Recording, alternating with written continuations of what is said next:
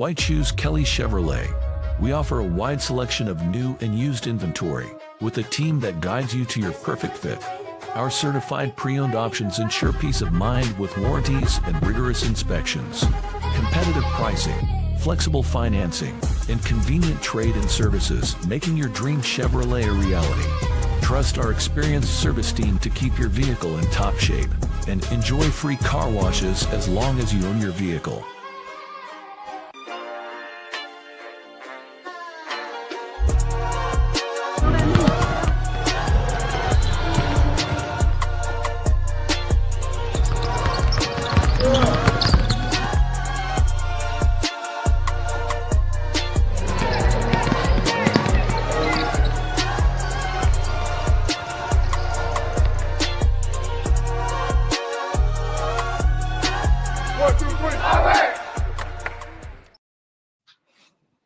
Welcome in, everybody, to the Summit City Sports Report number 46. Tim Atkinson on the show with us. We'll have Coach Keith Edmonds on shortly. And Tim, man, big weekend this past weekend at Marion High School. You and Keith on the call. Game number 1 was the McCutcheon and Snyder game. And it didn't really look like Snyder was playing its best game. Some of the players stepped up big time in that one, but just a tough loss. And then a day or a game later, Homestead and Southeastern.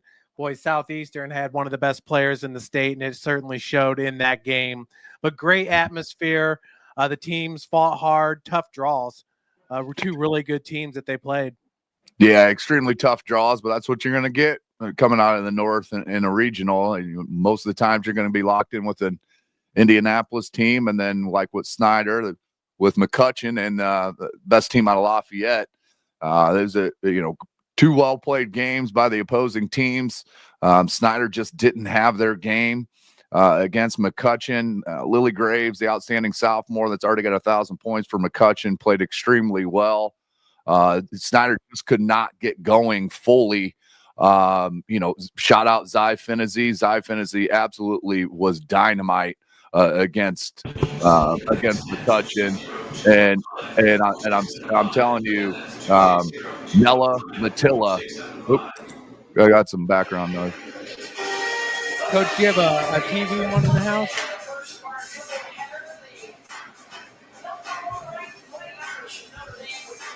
Yeah, Matilla stepped up large, Tim, hitting those three-pointers in that game for sure. Yeah, she had 3 threes coming into the night. She hit a big one in sectionals, and then she hit 3 of them against McCutcheon. I mean, she was so impressive. She's the Finland exchange. I can't hear anybody and I can't see anybody. Let's see. But yeah, the McCutcheon played extremely well. They just made enough plays down the stretch, and then for Hamilton Southeastern, man, there's a reason they're the number 1 team in the state and undefeated. They looked dynamite against Homestead. Homestead shooters just couldn't get shots to fall. It was a great game plan by Hamilton Southeastern. Check. Can you hear me? Yeah, we can hear you, Coach.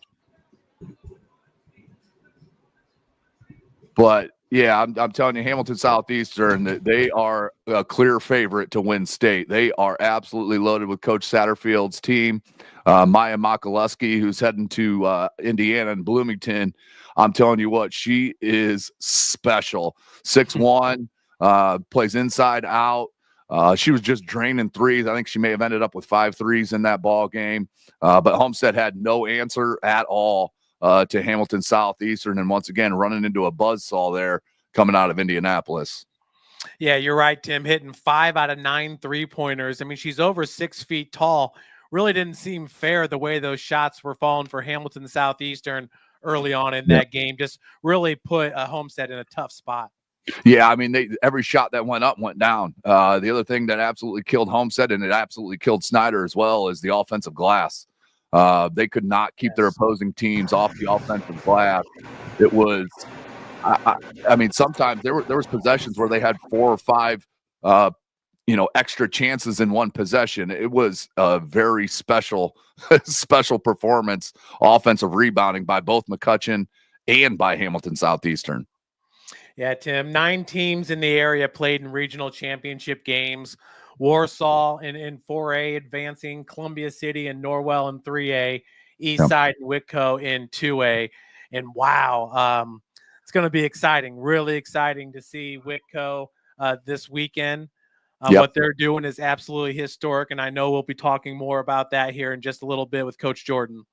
Yeah, 21-4 on the season, a sectional, a regional, and they got a great opportunity in semi-state to get that win. They play Eastside, they play Eastside on at the 10 o'clock game in Logansport, so they get to go down to the Berry Bowl and take on Eastside. So it's funny, a South Whitley team and a team from Butler, Indiana, get to travel down to Logansport to play in a semi-state, and then the winner of that will take on the winner of Sheridan and Rensselaer Central, who are Sheridan's 25-1, not bad, and Rensselaer 24-2, and then Whitko 21-4, and their opponent Eastside 26-1.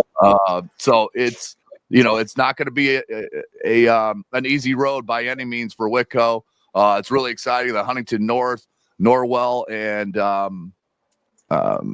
and Columbia City. We'll talk to Coach Shearer as well tonight. They are. It was great to see the draw that they don't have to play each other. They're on both ends of the bracket, so the only time that Columbia City and Norwell can meet would be in that final in a rematch at a regular season game. As obviously they're Northeast State Conference foes. So we'll talk to Coach Shearer about that. Warsaw, they got a great opportunity as well.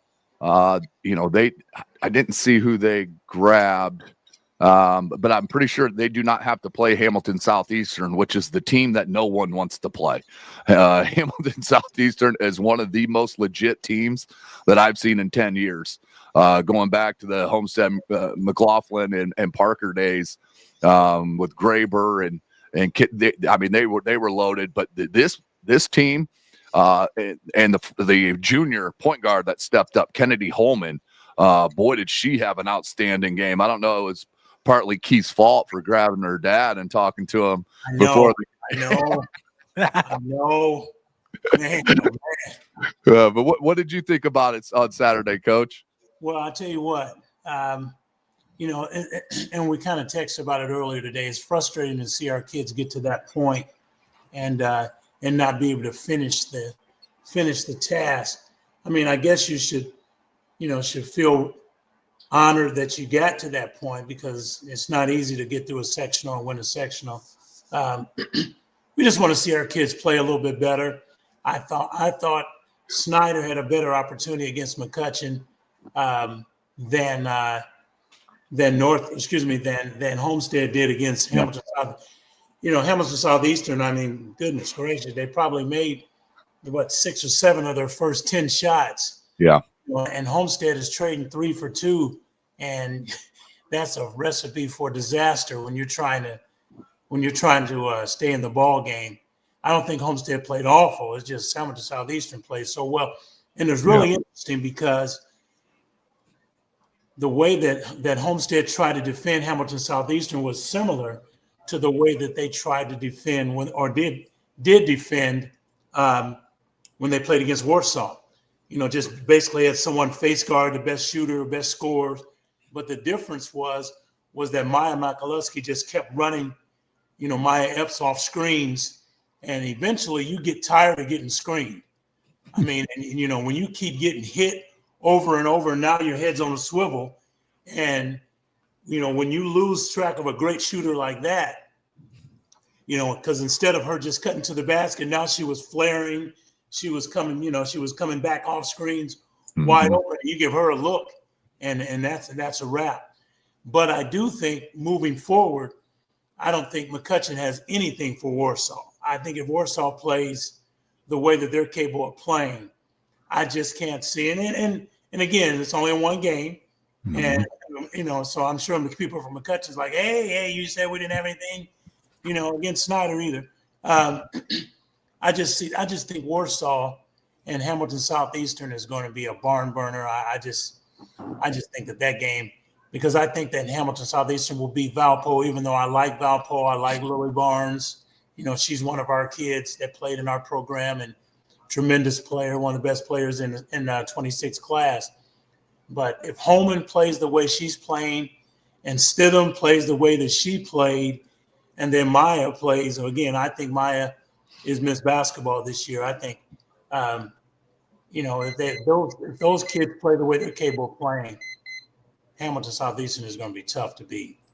Yeah, Stidham, that was a good call. The big stepping out. I mean, they play with two. Stidham's 6 foot as well, and both her and Makaluski both step outside and hit threes. Makaluski obviously at a higher clip, but Stidham hit really 3 threes that were just timely when Homestead was trying to get back into the game. I think they pulled within 12 or 11. Then Stidham hit a 3, and they never looked back after that. Coach Satterfield's got an absolutely loaded roster. They're junior, senior heavy as well. Really senior heavy. Holman is a junior, the point guard, but they are. They're going to be a tough team to beat. There's no question about it. And unfortunately for Valpo, who's got one of the best teams that they've had, and you mentioned Lily Barnes, just an outstanding basketball player.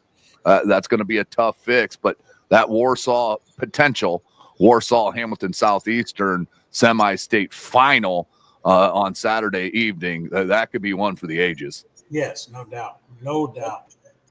You guys, obviously Hamilton Southeastern knocking off Homestead, one of the highest ranked teams in the state.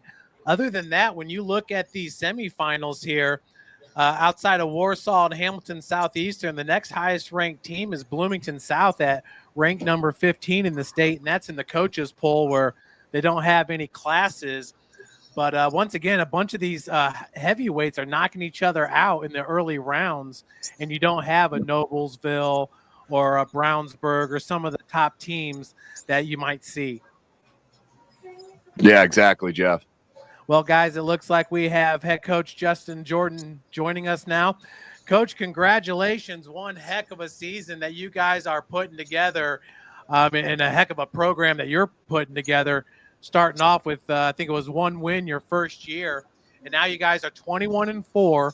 You've won the program's first ever sectional championship, following that up with the first ever regional championship. What an exciting season, Coach. Just tell us about the ride you guys have been on. Yeah, first off, thanks for having me, guys. Good to see you all. Jeff, Tim, Coach Edmonds. Coach Edmonds has known me since I was about 9 or 10 years old, so always good to see you, Coach. He's known everybody since they've been 9 years old. Okay, Jeff when they were 9 years old too. So. Yeah, coaches know me for a long time, but this season's been amazing. Just to see where we are. When I first took over the program 5 years ago, we won 2 games, and moved it up to 6 to 9. So it's just been a fun ride. And this year, all the girls that are with us, my 2 seniors that have been with me since the beginning, and then the Stonebreaker sisters, and then a couple others. It's just been a fun ride so far. Go ahead. Go ahead first. Okay. When you came into this season, first of all, what's up, man? How you doing? Proud. It's good to see you, man. Appreciate it. Proud of you, man. Coming into this season, what were your expectations? I know you expected to do pretty well, and you had a great group coming back, and are you surprised where you are, or like, look, we expected to have a good season. To what extent you weren't necessarily sure, but are you surprised where you are? What has happened this season? Yeah, you always go into a season optimistic. Even when you have good teams, you just never know. As a player, you can control some of the outcome, but as a coach, you can draw up everything and try to devise a good plan. But at the end of the day, they're the ones that are making the plays. Right. Just going back to last year, we were able to get to the sectional championship. We won our first conference since 2008. We lost to Lures, who ended up winning state, and I returned everybody back from that team besides 2 girls. We lost our post player, who committed to Duke for track, and she didn't play any sports, and then my lone senior, who was 1,000-point scorer. So we were still loaded coming back, and I loaded our schedule up this year. We added Northrop. We played them twice. We played Columbia City every year, who's in the semi-state as well. And then we played Huntington North, and then Lures, who's always a good 2A team. And then we also played a couple good 3A teams that were solid this year. So I wanted to prepare us because I thought we could make a deep run. And we're here. So to say surprised. You could say that. I just really just wanted to prepare us just to see where my kids were. And we, this summer too, we had a good summer. We went to the Charlie Hughes and played some really good teams. And basically, I just tried to prepare them to get to this moment. Yeah, Coach, you mentioned that returning players, and not to look ahead or anything, but you got a ton coming back next year as well. Of course, the Stonebreakers, those top two leading scorers, and then Phillips. I want you to speak on her and Harrison, the seniors. What does that mean to you and the staff and your AD and the program for girls? Have gone through some hardships. They've come out the other end, and now you're staring at a semi-state right now out of South Whitley, which no one would have thought that. So what do you say to those kids that maybe struggle with wins and losses in their first couple of years, that there is light at the end of the tunnel? Yeah, and I'll touch base on my seniors first. Brazia Harrison, again, who's been there all 4 years, she's actually dealt with Crohn's disease since she's been there. So she's a kid that really, her freshman year, she missed 5 games. Her sophomore year, she missed a couple. She was really on pace to score 1,000 points, but she's missed 11 games this season, and she's missed some last year. But her and Adriana were kids that came in super competitive. They came up through Always 100 since they were in the 4th and 5th grade. They were on really good teams. So when they came in to out to Whitko, I mean, they came in their first season. We won 6 games. I kind of had them playing out of position. I didn't have a pure point guard. They can handle the ball a little bit. So I had them, playing out of position, and it was uncomfortable for them. We were at that time, the conference was more senior oriented. The teams were a lot older. We were playing other teams that were a little bit older. So, it was tough for them at first. It took a lot of bumps and bruises. But eventually I told them, I said, those girls are going to be gone, and then you'll be the older girls. So they took their bumps. And then Adriana's the same thing. Adriana's a kid that stays in the gym. She's a really tremendous shooter, especially when she has her feet set. I actually get upset with her for shooting layups because I think that's too close for her.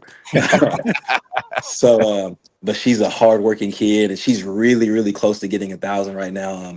The thing that's killing me with her right now is she is shooting horribly from the free throw line. So she's getting close. So hopefully we can keep this run going, and then we'll be in Indy next week. And then those seniors are amazing.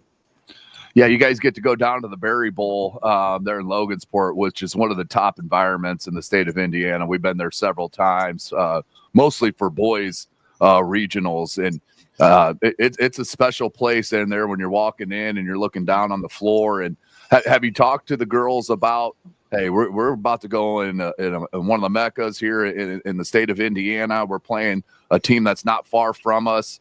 Do you have to rein them back at all with their excitement level of the semi-state and then in Logansport? Yeah, surprisingly, they've all been pretty level-headed. The town's the one that they've never won, so it's been nuts. It's been nuts out in South Whitley. So they did a pep rally for us after sectionals. I've never heard of that, but I mean, I'm here for it. I get to get out of school a little early, so it was cool. But I told the girls about Logansport. I'm like, this is one of the biggest gyms. But like I said, we played in Huntington North, which is a big gym. Last week was probably the biggest crowd they've all played in front of. It was a smaller gym, but it was packed. It was packed, and it was loud. We got down early, but we responded. And that's just been our MO this year. We're just a resilient team. Coach, you got a tough game this weekend coming up. Tell me what you know about your opponent. How you're going to attack her. I know you're still putting a game plan together, but just can you give us like a little microcosm of what you expect? This weekend coming up. Yeah, so Eastside is almost like looking in a mirror. They do a lot of the same things we do. They press, they get up into you, they run. He's got a tremendous team. They're a little bit older than we are. He's got a couple young players that are solid. What I've seen so far is they're really, really good once their defense is set in the half court. And then on the offensive end, he runs a lot of sets, a lot of stuff to get his girls shots, a lot of flare screens, a lot of pin down stuff that I've noticed. So we got to be on our A game. I think the biggest thing is going to come down to the guard play. Like I said, I've got you guys touch base on. I've got three really talented guards, but I think the biggest thing about my team is the depth. I've got three girls that come in off the bench and contribute, and it might not be points, but it'll be some deflections, some rebounds, anything. That's what's been winning us these games in the past couple weeks. Yeah, I mean, Brown's the one that sticks out to me immediately. 6 points, 6 rebounds. That's contributions right there over and over again that you can count on. But touch on the Stonebreakers real quick, Coach. Leading your team in scoring, 14 and 12, almost 13, 6 boards, almost 4 assists, or almost 4 steals. I mean, those stat lines are very impressive. Mm-hmm. Yeah, those girls, their motors are tremendous. The thing that drives me nuts about them is they gamble. If we were at Las Vegas, they'd lose all their money the first 20 minutes. Man, it's small stuff. And Coach Edmonds, you know this better. I mean, there's times where they do a lot of ball watching because they're so good at reading the passing lanes. But I gotta let them just go sometimes because, like you just said, I'll look up and look down, and one of them might have 10 points, the other one might have 8 assists, the other one might have 7 rebounds. They just got motors that don't stop, and those girls are competitive, super competitive. I have to put them on opposite teams because they'll fight, and that's just how they are. But they're competitive, and it's been a joy to coach them. And like you said, one's Reese is just a junior, the other one, and Jane was just a sophomore. Last year Reese took a back seat, and she didn't really shoot the ball much. And I this year, like, I've had to get on her early in the year, and this summer I said, I'm not going to hold your hand. Like, if you're not going to shoot the ball, you can just come sit down next to me. And she's figured it out. So we'll talk a little bit about Adriana Phillips and what her contributions are. I know you said she's a great shooter, but it just looks like you move her all over the floor. You don't keep her in one spot. You can't really find her on defense as far as, your scouting report, because you do a lot of things with her. Just talk about her development as a player. Yeah, like I said, when she got there as a freshman, like I said, we did not have a true point guard. So there was times where I had to put her at point, and she's, like I said, she's really a 2 guard. So there were times where she would make a lot of mistakes, and I'd have to get on her early, but basically just kind of say, hey, like, whatever you see out there, like, you're the captain, you're the I'm the coach. Like, I'm gonna see something, but you might see something I don't see. You got to just make a play. And she's just grown up. Like I said, she's been through the ringer. She's one of the captains. The girls look to her for leadership. There's been games where she's been off, but she's one of the biggest cheerleaders. If one of her teammates is on, she's the happiest one for them. But like I said too, when she gets hot, we are really tough to beat, because there's been a couple games this year where she's hit 6 or 7 threes, and it's fun to see. Mm-hmm. Hey, Coach, you added to your staff this year, and you brought on Coach Goodwell, outstanding coach. Everybody knows him in the Fort Wayne area, no question about that. How much has he brought to your program over there in South Whitley? Yeah, Goody's been awesome, man.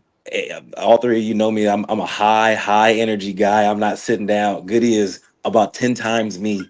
Oh, so we go into the thing, and I said, there's been a couple times where both of us might be up going crazy on one girl, and I'm like, okay, if we put that burger or that steak on that grill, we just turn her well done real quick.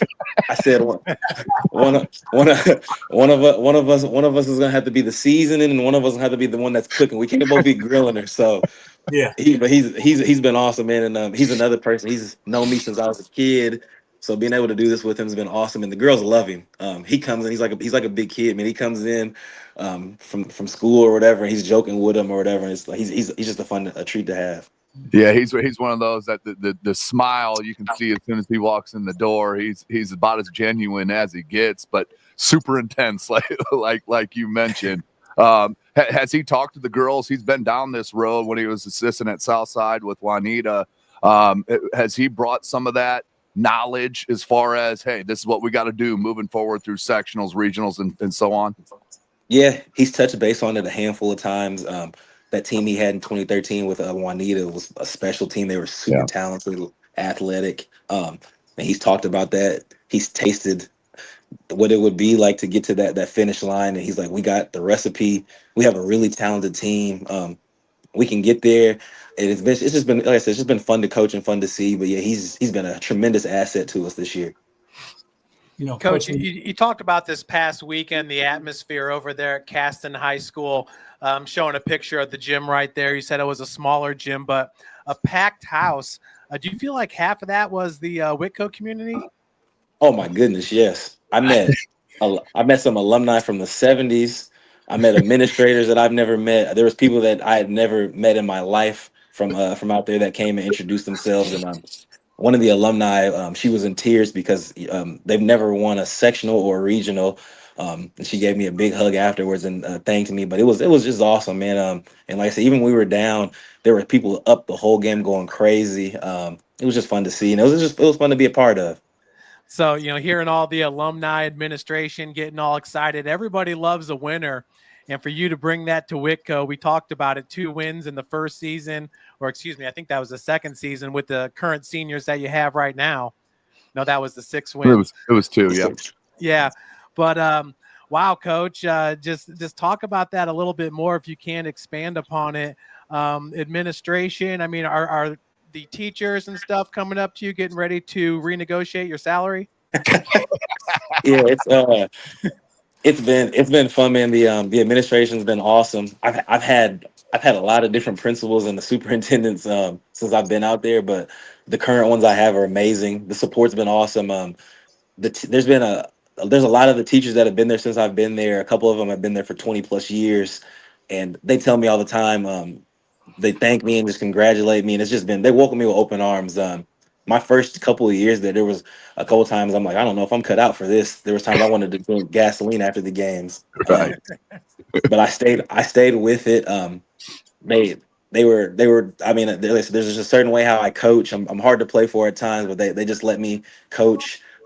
It's a very blue collar out there. It's the farm, so the parents just let me do my thing. There's no animosity towards anything, and like I said, it's been good.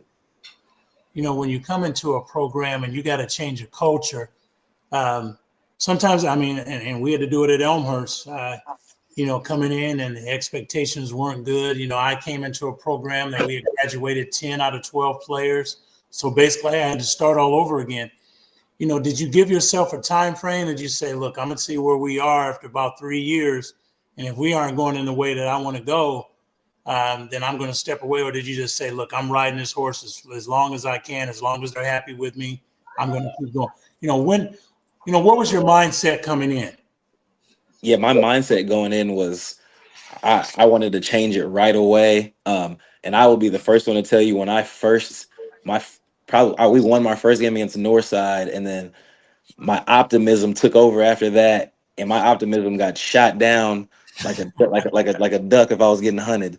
Because if you look at those scores, my first 2 or 3 years, you see how we were getting the hands put on us.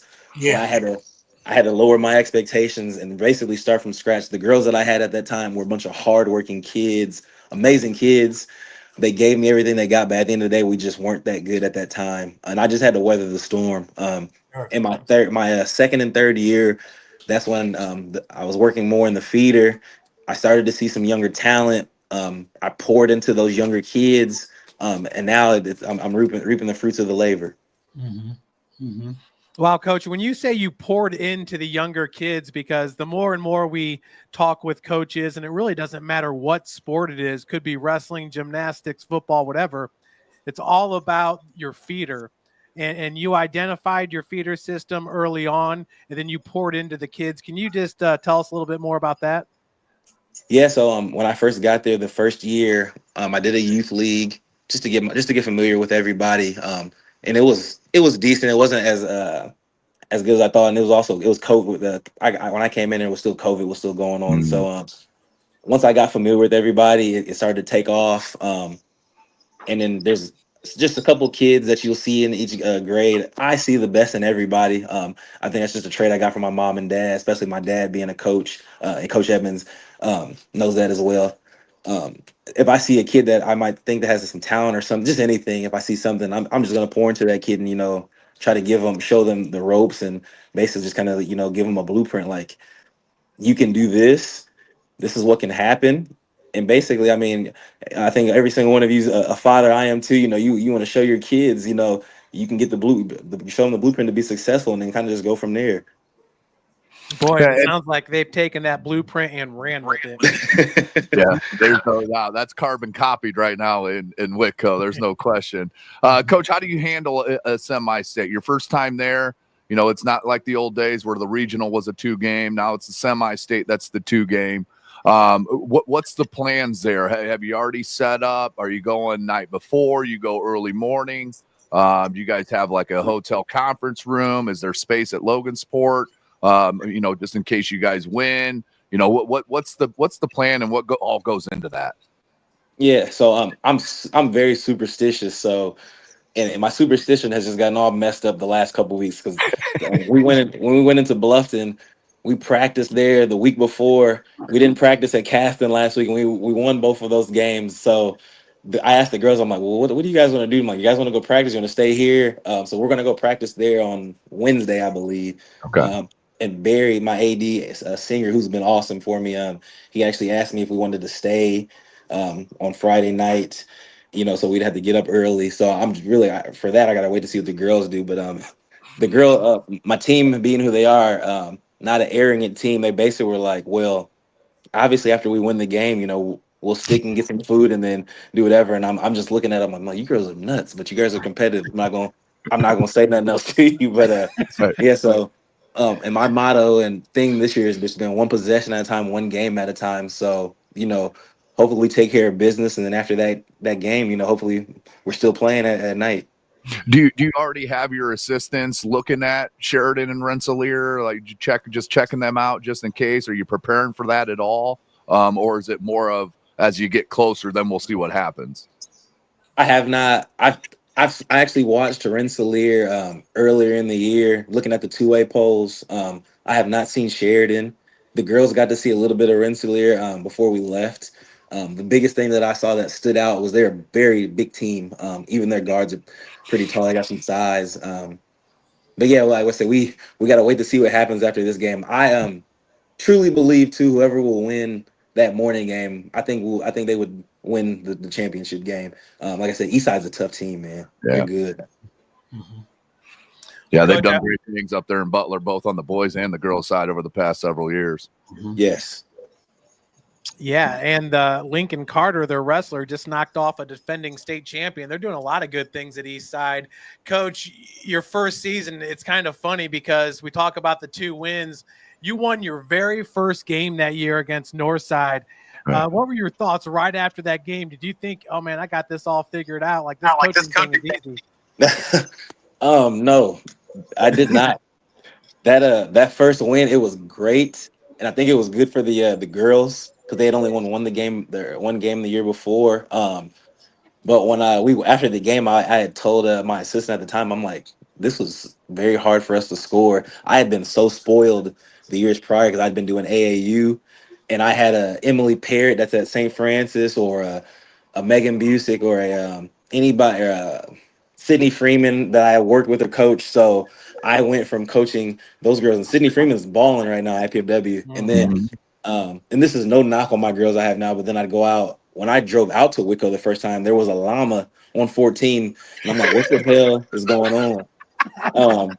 So it was just one of those things. After the game, I'm like, the points were hard. And I'm like, I'm used to getting easier points. And then after that first win, you can see again what those scores were. Yeah. And yeah, man, it's just a lot of teaching. And just like I said, a lot of times I called my dad after everything. He was still coaching at the time. He's like, it's gonna be all right. You gotta just keep doing your thing. And I'm like, yeah, it's all right for you. You're still winning. You got a 6'7" girl. My tallest girl at that time was 5'8". There'd be games after where she had to tell me she's gonna go let the chickens out at the coop or whatever she had going on. So That's So- awesome. So, Coach, how long did it take? Because you have a style of play that I'm sure that they had not seen in Whitley County. How long did it take for the kids to grasp your style and you like to press and get up and down and shoot the three, and how long did it take for that culture and that mindset to come in, and and then just identifying your kids that could play that style? yeah, I'd say probably towards the end of year 3 for us. We had a game where we were down playing Northfield. We were down double figures. I want to say they almost had us down 20 points. We came back and won that game. And at that time, I was not pressing. We were sitting back, basically just playing zone man. And like a lot of our scores would be up and down. And then Adriana Phillips at halftime was like, "Can we press?" And I looked at her and I'm like, "Are you gonna be able to handle that and keep up?" And she's like, "Yeah." And then that second half, we ended up winning that game. And then I think that same year, we beat a Bluffton team that was pretty solid. And I think that was the last year we played them during the season. And then last year, going into year 4, my senior at the time, Chloe, was like, "I really want to play faster." And then that's when Jama, the Stonebreakers sisters that came, and I didn't really know how good they were going to be. I had them in the summertime, and got to see them a little bit. And then we also had a foreign exchange student from Italy that actually played. She played in like some academy over there. We got lucky with that one, and she was tremendous. The only thing with her was she's so used to the physicality overseas. Her first 4 or 5 games, she clotheslined a girl. And I was like, I basically looked at her. I'm like, do they allow that? And she's like, yeah, they don't even call her, blow their whistle over there. And I'm like, yeah, this is not, we're not in Italy anymore. So but she was, I mean, she was awesome for me off the bench. But yeah, she foreign exchange, you only get them for a year. But last year we played a lot faster, and then this year, it's even faster than what it was the year before. So yeah, we just, once the girls were able to see, the biggest thing with playing fast is you got to be under control in the spacing. I allow them a little bit more freedom when we're playing in the transition. I have a lot of shooters, and I think at times, when they get to trying to overpass, when they get to making the mistakes, I'm like, you see the first shot, you need to let that fly, because if you don't shoot it and you're open, I'm gonna say some words to you that I can't say to you fellas, but I'm like, you better shoot that basketball. Yeah, Coach. Well, hey, we really appreciate your time here, jumping on and joining us. Everybody here in the fort that knows you, so proud of what you've done over there in South Whitley. Continue up no matter what happens this weekend and the rest of the way. You know that we're pulling for you. I appreciate it. And fellas, good talking to you. Good seeing you all, man. I appreciate what you guys have done for the city the last several years on both sides of the ball, boys and girls. And I know you guys do more than basketball, but it's just been fun to see how this thing's blown up. And thank you for the coverage, too, that you guys have given us, my girls, especially the last couple of weeks. Always good seeing you guys, man. Appreciate you. Absolutely. Proud of you, man. Thank you, Coach. Appreciate it, man. Yep. Thank you, Coach. And that's head coach Justin Jordan for the Whitko Lady Wildcats there. And it's a season to remember. I mean, Yep. It gives you chills just hearing Coach talk about, the community and having, people that have been a part of that community for 40 years come up to him and really just almost with tears in their eyes saying how much it means to them to have a winner. Everybody loves a winner. It's not easy to do. And it just goes to show you that a good coach can win anywhere. I agree. It was really interesting because, a lot of the things that he shared were some of the same things that we went when we made our run in 2003, and Elmer's had never gone to state in anything. And, when we got to that win that regional and going to the semi-state, and, we had an open practice one time just for anyone to come, and it was packed like it was a home game. And you see all of these. Yeah, I was a letterman in 1947. This is the sweater that I wore, and the sweater is fitting them like this. But they, it's like I dug it out because I just want you guys to know I supported. And it's so neat. When that Waynedale community and everyone gets involved, and I know exactly what he's going through, because it just gives you a feeling of like, man, it's you can't even really describe it, because you just feel so much pride. And the people are just behind you. And it's like, look, we don't know how long we're going to ride this horse, but we're going to ride it as long as we can ride until we fall off. And they got a tough game. Eastside's really good, but everyone's really good at this point. So, Eastside's going to have to prepare for Whitko, and Whitko's got to step. This is not your mother and father's Whitko. This ain't that. This is, they're going to press. They're going to be in your face. You're going to have 2 emotional coaches that are going to be getting up and down. And, as far as Goody and Justin, and, I've been around those guys forever, and I know how they get after it. And I know Adriana Phillips, and I know the Harrison girl, and man, they can flat out shoot it. It's going to be so much fun to watch them play and let the chips fall where they may. You only have to beat them once. Yeah, I mean, Coach Jordan, he's made South Whitley and Whitko a destination now. No doubt. That's the key. I mean, you get your name out there. I mean, he already did. He was one heck of a basketball player, but you get your name out there in the coaching ranks and coaching the travel ball.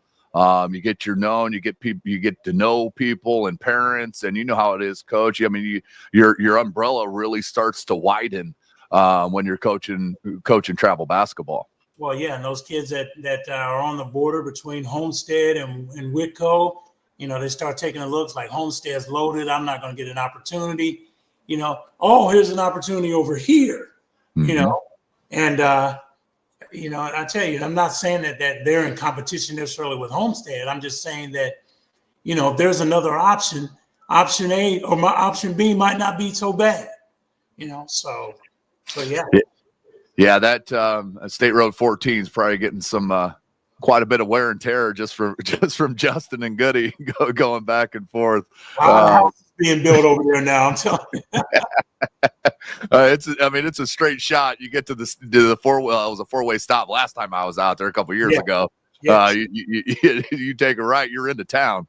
So South Whitley is not a very big community at all, and what he's been able to do, and is what's really impressive is he could have gave up. He could have found a job in Fort Wayne or went back to just being a strictly travel basketball coach and an organizer. But he chose to stuck it out, and look what happened. I mean, he's come out the other end. Not only coming out the other end, I mean, blossoming out the other end. It is so impressive what he's done at Whitko. I can't say it enough and can't praise him enough. And what would have happened if he would have quit? Right. I mean, because it's so easy. My first year, I went 1-19, and then my second and third year, I went 2-18. That's 5 wins in 3 years. I know exactly what he's talking about. It's like, hey, I wanted to get to the next seat over, and once I got over there, I was like, this don't feel too comfortable. This seat don't fit, especially as he said, coming out. He had Sidney Freeman and some of those tremendous players that came through Always 100, and he's used to winning, and all of a sudden it's like, hey, I don't have anyone that can shoot.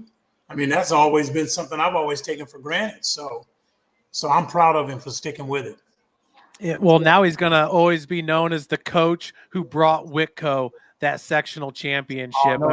No doubt. He's etched his name in history in that community. No doubt. Yeah, and then followed it with a regional win. He's sitting at semi-state at 2A South Whitley.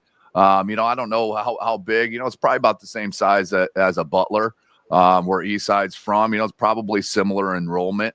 So it's impressive what those two schools have done. And Eastside with their baseball as well. You mentioned wrestling. It's a great program at school up there in Butler, Indiana. I had my cousin's kid went up there to play baseball, but lived in Fort Wayne his whole life, and got to know some kids with travel that went to school there and went up there, and my goodness, it took off from there. So it's going to be exciting Saturday for Whitley County and, of course, Butler, Indiana. No doubt. Absolutely. And now we have the head coach for Columbia City on with us, Amy Shearer, in her 15th year at the school, getting her first sectional championship this year and following that up with a regional championship. There's a lot of good basketball being played in that area when you talk about what Whitko's done and now Columbia City, both of them heading to the semi-state game. So, Coach, congratulations on a great season, and thanks for joining us. Thank you very much. I appreciate being here. What's up, Amy? Hey, how's it going, Keith? Good to see you. Yeah, you too. You too. Thank you. When you look at this season, first of all, your track record, you guys, you've done so well as a coach. I'm so proud of you and everything that you've accomplished there. Going into this season, the expectations maybe were a little bit down, as far as those of us pundits looking in, saying, well, man, she has to replace this and this and this, and she's lost all these players. And, but you develop such a culture there that those kids expect. Is like, look, just put 5 out here. We expect to win. Right. And, and you're winning at a high level. And just kind of tell us a little bit about what your thoughts were coming into this season and where you are now. Yeah, well, we had big shoes to fill. When you lose your point guard of 4 years, Kendra Sheets, who's now playing at Huntington, and Molly Baker is our post kid that played varsity for 3 years, and Tessa Tonkel for 3 years, and Faith Fry for 2 years. That was a great senior class. I mean, they won a ton of games the 4 years they played for me. And that was the big question, what are you going to do when those kids are gone? Because all you have remaining is Addie. Well, we didn't have just Addie. I mean, we had some other kids that got some varsity minutes. Anissa Tonkel got quite a bit of minutes as a sophomore, and she's just a heck of a player. And we just tried to find other pieces of the puzzle to fit in. But at the end of the day, we talk all the time to our kids about the we over me concept. It's not about you. It's about the program. It's about our community and our school. We talk about work ethic and, just life skills that you're going to need when you get out of high school. And, we start working with our kids in 4th grade, and they kind of understand, programs are built on defense and rebounding and all those fundamental types of skills if you're going to be good.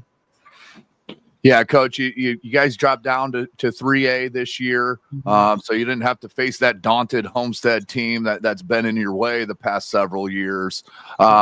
When you look back at it, and when I'm looking at your schedule, it doesn't look like you changed your schedule at all. You're still playing the 4A teams around, and you're going to travel and stuff. Was that still a priority for you? Hey, just because we're now in 3A doesn't mean that I'm going to change my schedule. No, the whole point of changing that schedule about 5-6 years ago, and we've always played tough, Fort Wayne schools and NE8 schools, but about 5 years ago, we really looked to start traveling, outside the area, going down to Indy. And so we've just tried to create as tough a schedule as we can. Win-loss record, aside, sometimes people only pay attention to that. Well, it kind of makes a difference who you're playing also when you're playing, Fishers and Brownsburg and Homestead's on a regular season schedule, and Warsaw. Hall of Fame, Warsaw's in the schedule. We play a lot of tough competition, and at the end, I mean, that's what the goal is. Are you battle tested? Are you ready for sectional? And I felt like our kids have had the right mindset. They come to work every day. Just having, the ultimate goal is to win that sectional and just continue to advance. Yeah, before we get to your players, just real quickly, just to go on your point there, boy, were they ready for sectionals and regionals. I mean, looking at the scoring that you guys put up, and not only the scoring, what your defense has held the opposing teams to. Three of your opponents, your first 2 sectional wins and then your regional win, you held under 30. I mean, that is extremely impressive. If you can hold teams to 30, you can have a bad night shooting that night and still win a ball game. How important it is for you guys to get that to your girls' heads on defense is what's going to win us. Right. Well, like I said, they've heard that since 4th grade. If you're not going to defend and rebound, you're probably going to come off the court. And, a lot of good coaches that I listen to at the college level and the high school level, that's what the focus is. Yes, you have to put the ball in the basket, but if you can't stop anybody, you may not win as many games as maybe what you should. And defense just comes down to drive and, a gut check. And obviously there's nuances on how to teach, taking away angles and defensive schemes and whatnot. But at the end of the day, if you got kids that are workhorses and want to play defensive rebound, you can work with them and mold them and teach them, how to function as a unit and when to move and all that sort of thing. Yeah. Coach, you have a great leader, obviously, in Addie Baxter, and it's so interesting because you play point guard at the college level, and how do you put your mindset into a player like an Addie that obviously is going to Butler and tremendous player, but how do you put your mindset into her and so she just instinctively knows this is what Coach Shearer wants? Well, I think that comes from our high school staff and, working with our kids at a young age. A lot of those kids have been around me for a long time. Even if I wasn't directly like their coach in 4th grade or 5th grade, I don't coach them every single year through our junior program, but they've been around me enough. They've watched enough games. We have enough conversations. and they know what the expectation is. They know the nuances of our offense and our defense. And, sometimes like maybe it wasn't what I would have called, but at the end of the day, it is their team and they're the ones that are on the floor. And when you have kids like Addie Baxter in the past several years was Kendra Sheets, like kids have been around a long time. They understand the game of basketball and they maybe see something a little bit different than I do because they're there on the court. So they also have a little bit of freedom to make that judgment call. And you know what? If it works, great. And if it's the wrong call, then we got to go on and figure out a different way to make up for it. Yeah, and Addie's just an outstanding basketball player, but she's an all-around just tremendous athlete, school leader in goals scored. She's a high-level track athlete as well. But she's got the leading scoring record now. I think it's assists as well. Does she have? Is it steals as well? Is she leading on that too in Columbia City? Probably. I don't. I let our AD handle all that. Like I'm like, you worry about that. I'm just going to coach the game. But if you saw her on the street and ask her, that's not the first thing she's going to tell you about. Yeah. She's a great student athlete, just a great kid, a good role model, good leader for our younger kids. And I'll say that about all our kids. We really emphasize the student athlete part of it. You're not just out there to win ball games for the sake of whatever. Our kids are invested in our community and our community supports them at a very high level. And so we talk about that all the time. You're not invisible. There are a lot of people that recognize you. You may not recognize them, but they recognize you because, well, they see you everywhere. So you have to represent, your family and your team and your school and your community at a high level. I mean, that just kind of comes with being with the girls basketball program at Columbia City. Yeah, and talk about Tonkel and Ziliak, those players that really are the gel that holds everybody, from the outside looking in. I could be wrong, but it looks like, the team chemistry is just outstanding with Columbia City. Is that something that you have to push or is it coming natural for these girls? Well, I think with any team, like some of that is a little bit natural, but not all the kids on the team come from the same friend group. Like they have different interests. They come from different, backgrounds and whatnot. So, we do a lot of different team building and have team meetings and talk about how to build that culture, that team chemistry. Anissa Tonkel, like I said, played a lot of minutes last year as a varsity player. So that energy, that drive, that understanding of the step up to varsity basketball, what that's going to look like. She brings that toughness to the basketball team. Tora Holler is not really a post player. She's 5'9", but she's our 5 basically in most games. She brings a toughness in there, a grittiness in the post, but can go outside and, take the three and, score some inside for us. Lainey Ziliak's good at putting up threes for us. Olivia Kidd, great defender and hustle player. Leah Hurdle, our 6th man off the bench, she used to be a gymnast and played a little bit of basketball, but she was in gymnastics at Huntington. Her athleticism is just uncanny. And then we've got a couple other kids that fill in at the post with Claudia Strack and Grace Nelson as role players that get in there and bang and rebound for us. So it is a whole team unit. Like everybody has their role in the basketball team. So Coach, tell us a little bit about Highland. What do you know about them? Have you seen them play? Do you know anything? Is it too early to put together a game plan? Again, I know it takes some time. Well, before you answer that question, okay. Thank you for all of the stuff that you taught me when you and I worked together. Well, Keith, I learned things from you too. You taught me a lot, and a lot of things that I didn't take the time to share with you that I can share now. You helped me be a better coach, especially at this AAU level, and I'll always appreciate everything that you do and allow me to coach your daughter and all of that. So, okay.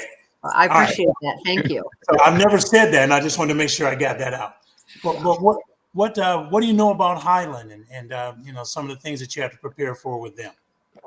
Well, I know they have a tremendous guard. Her last name is Steele. I think her first name is Ashlyn, maybe. I've only watched just a couple game films on him, but I know that she is averaging about 29-30 points through sectional and regional games. Wow. Averages about 28 points per season.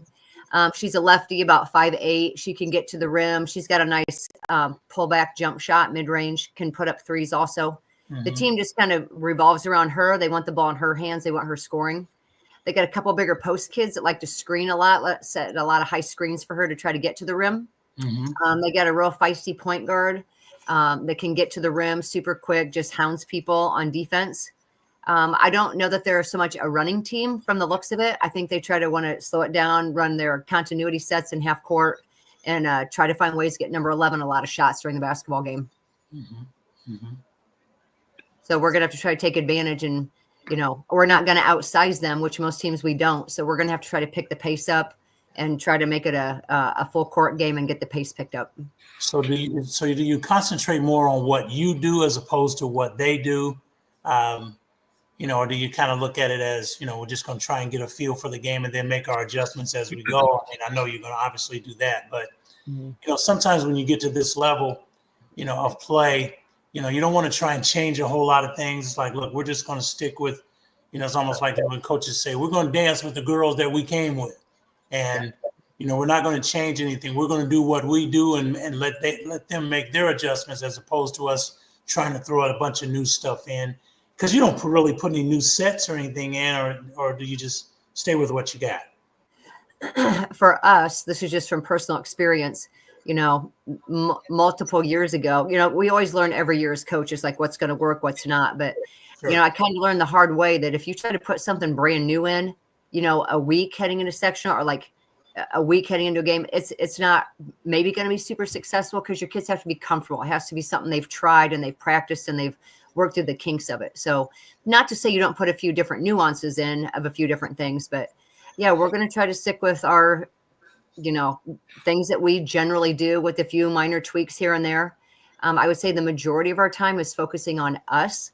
Although we do watch film and we do scout, we do walkthroughs and have like our JV kids run through the opponent's offenses. So we figure out how we're going to defend and all of those sort of things. So I think it's a combination of all of that, but the higher percentage would be toward what we're going to do, making sure we do what we do well. And Coach, you get to play at Huntington North. It's a great draw for you guys to play at Huntington North, play close. You play there yearly. It gives a chance for the whole city of Columbia City to make the small drive to Huntington, which I'm sure you're thrilled about.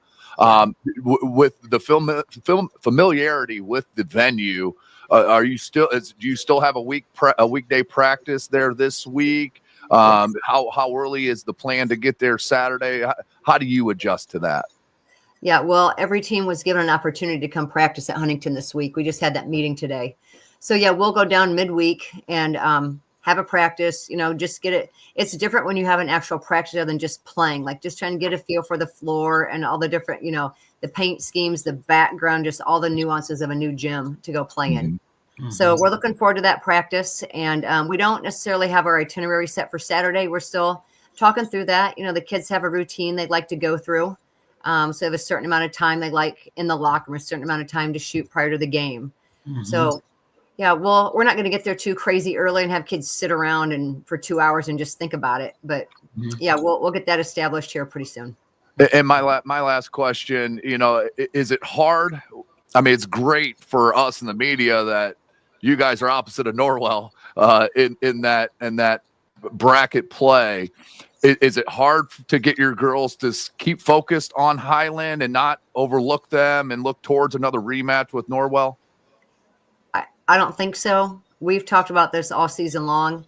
Anybody can be anybody on any given night. And they've heard that for years out of me. You cannot underestimate anybody that you play. You have to take it one game at a time. So are we prepping for 3 teams this entire week? Yeah, because we have to, because we don't know. It's not a shootout. You don't know who you're going to play.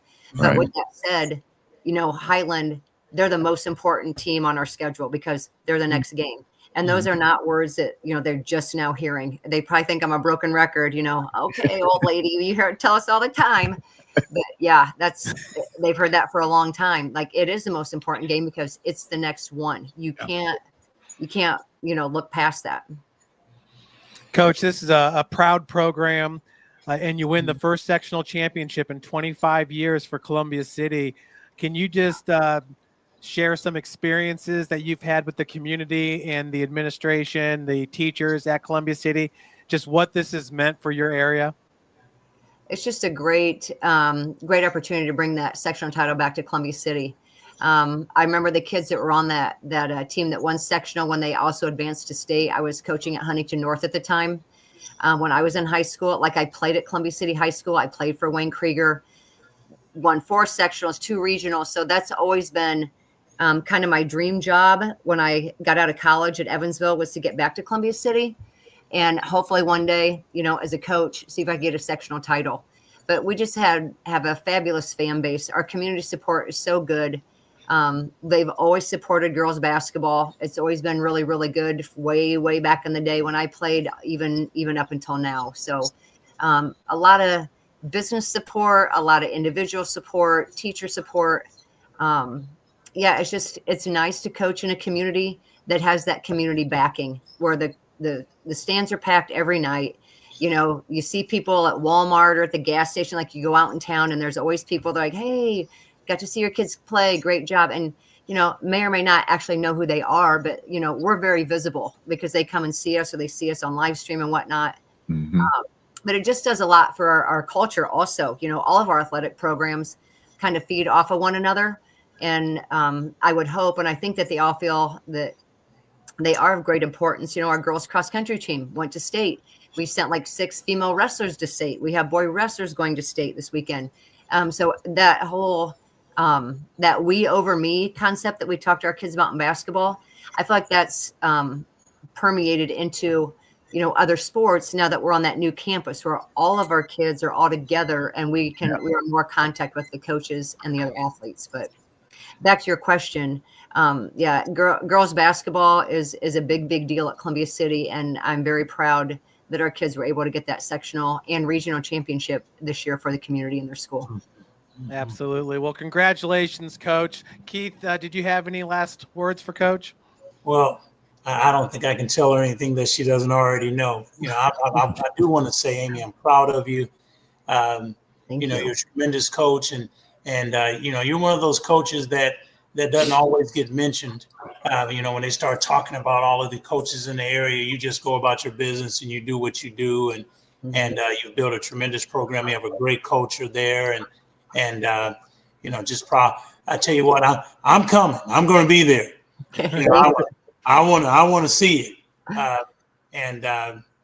just can't wait to experience Columbia City basketball with you guys this weekend, and congratulations. I'm so proud of you. Thank you. I appreciate that. Yep. Well, once again, everybody, that's Amy Shearer, head coach, Columbia City Eagles, and they will be taking on Highland this Saturday at Huntington North, 12 p.m. So good luck with that, Coach, and good luck to the Eagles. Thank you so much. I appreciate it. Good luck. Get it done, Amy. Thank you. We're working on it. All right. Well, Tim, Keith, next week's going to be a big show for us as we'll be breaking down the boys basketball pairings that'll happen this Sunday. Yep. Yeah. Absolutely. Yep. That's going to be on IHSATV.org this Sunday night. Cannot wait to see. I mean, the matchups are going to be huge in these boys sectionals, especially these sectionals that only have 4 teams. Yes, no doubt. No doubt about it. Well, thanks, guys. And until next week, have a great one. I'm sure you'll be at a ton of games this week. All right, Jeff, Coach. Appreciate you guys. All right. See you guys. Okay, now we're going to bring on to the show Bryce Schindel. Bryce was at the Fort Wayne Semi-State this week. We have head coach Nick Krause from Garrett going to be joining us in a little bit. But Bryce, if you could just encapsulate this past Saturday, how exciting was it at the War Memorial Coliseum? It was a good day. There's a couple matches that stand out, and my Railroaders, I was a little worried we weren't going to get a qualifier, and we ended up sending 5. I know Krause will talk about that in a little bit, but one thing that really stood out to me was the 150-pound match, Lincoln Carter versus Easton Doster. They wrestled last week at regionals, and it looked like Carter was a little timid. It was still a pretty close match, but this week Carter turned the tables. He won in overtime, man. He came to win, and it really showed. I think it shocked a lot of people. There's a lot of talk going around the state. I'd pay money to see that match again this upcoming weekend. Yeah, hopefully we get to see it. And you're right. That's the first thing that jumped off to me I mean, Easton Doster, one of the best wrestlers in the state for sure, going to Rutgers. And now we're going to bring on the head coach of the Garrett Railroaders, Coach Kraus. Coach, thanks for joining us. It's good to see you. Hey, thanks for having me. What's up, Coach? What's up, Coach? Well, Coach Kraus, we heard Bryce talk about it a little bit. Garrett finished number 5 amongst all the teams at the Fort Wayne semi-state and actually had a really, really good showing. Just talk about this past weekend for your team. Yeah, so the whole year's kind of been a roller coaster. There's been some real high highs and some real low lows. And going into the week, everybody at Garrett, I heard the Columbia City coach talking about how they all support each other in a sense. That's kind of how it is at Garrett.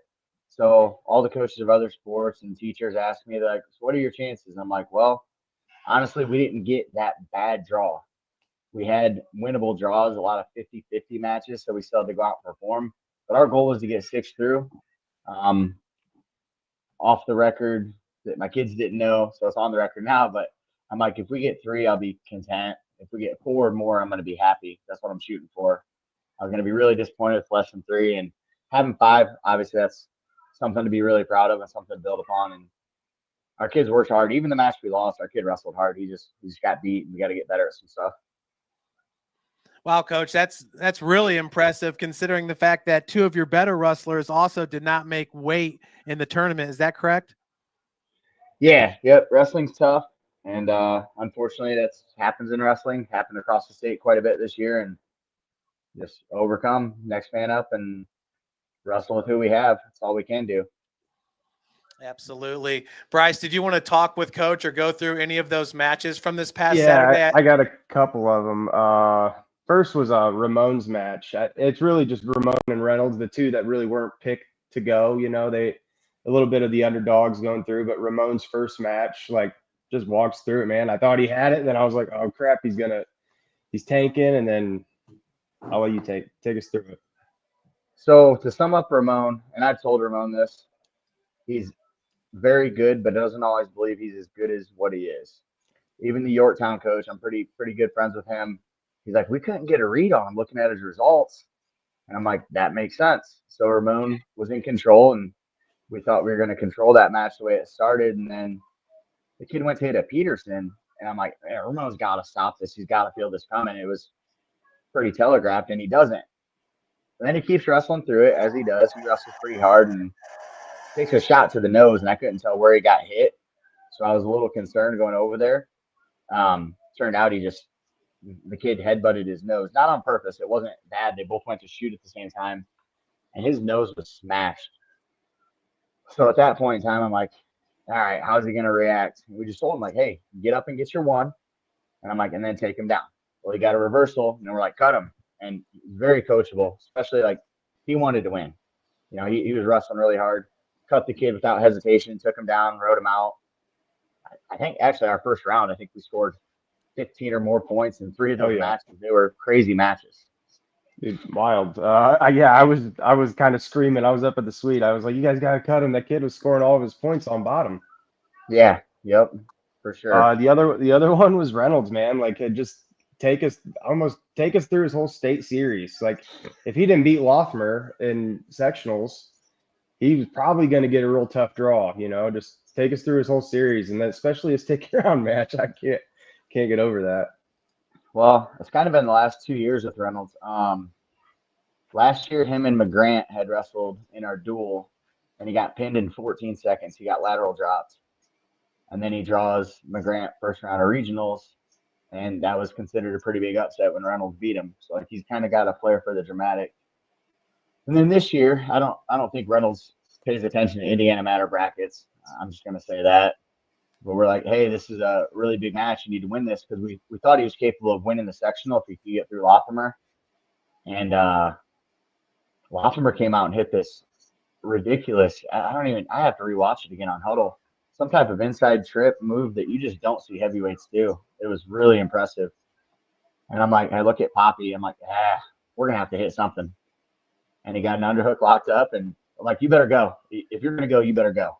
So he threw Lothmer and pinned him. And, you know, you don't see – we have 2 heavyweights in this area that will get off their back if they're put on their back. But like 99% of the heavyweights in the state, they get put to their back, like not good odds. So Reynolds took care of that one, and then won a sectional finals, and then going into regionals, we knew.